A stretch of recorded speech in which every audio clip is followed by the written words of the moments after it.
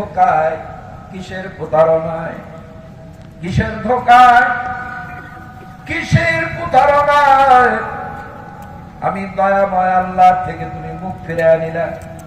মা গাররাকা বিরাব্বিকাল কারীম, আমি দয়াময় রব মালিকের, আমি রহমান, আমি রহিম।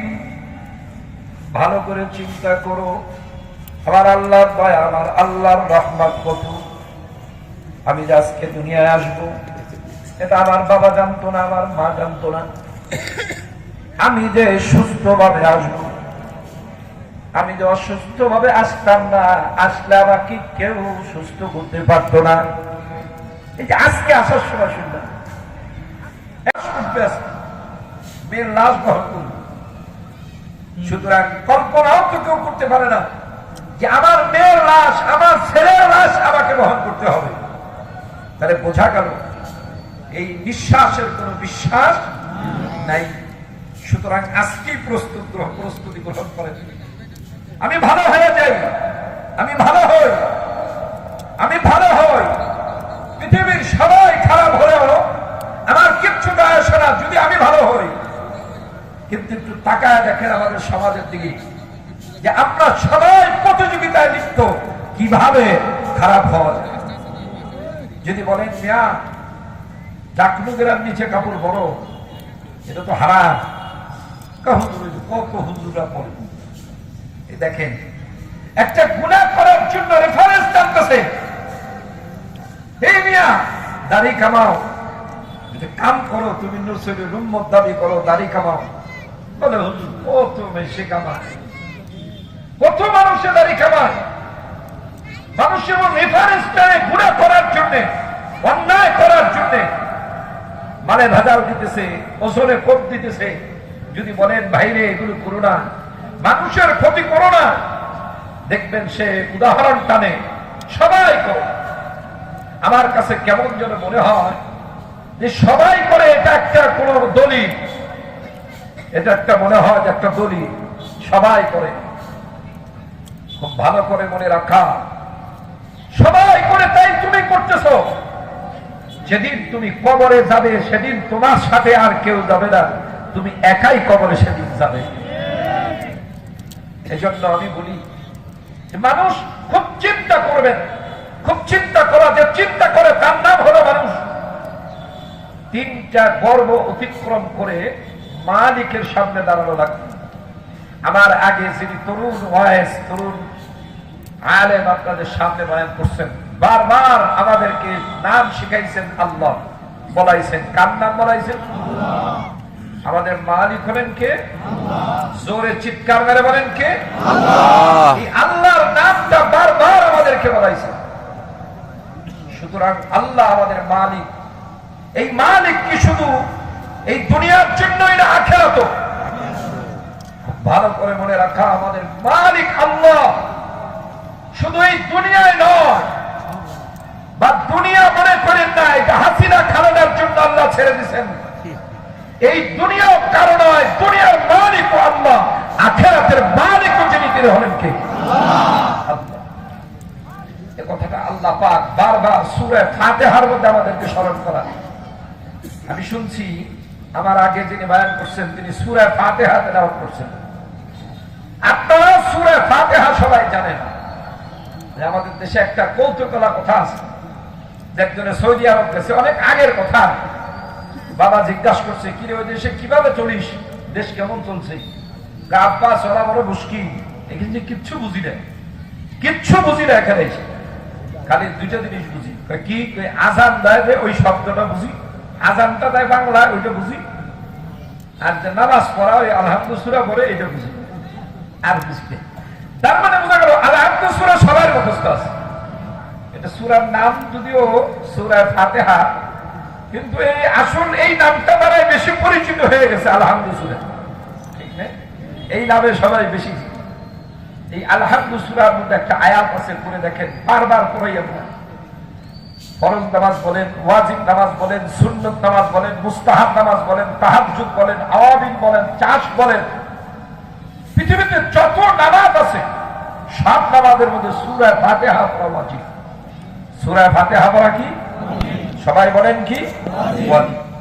এই সূরা ফাতিহার মধ্যে একটা কথা আছে, মালিকি ইয়াউমিদ্দিন। অর্থ কি?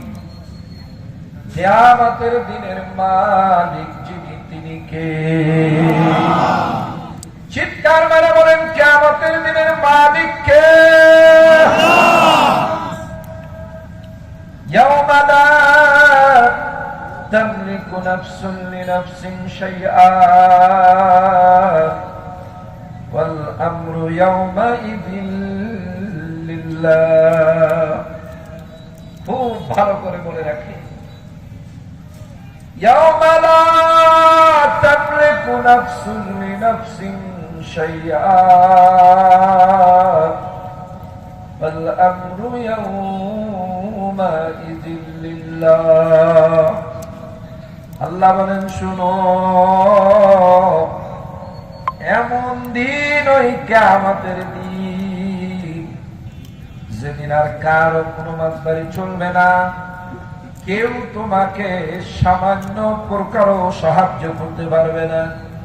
ওই দিনের একমাত্র যিনি মালিক থাকবেন তিনি হলেন কে? ওই মালিকের দরবারে হাজিরা দেওয়া লাগবে। দুনিয়ায় তুমি ধনী হও আর গরিব হও, রাজা হও আর প্রজা হও, চেয়ারম্যান হও আর মেম্বার হও, উকিল হও আর ব্যারিস্টার হও, মন্ত্রী হও আর মিনিস্টার হও, ভালো করে মনে রেখো,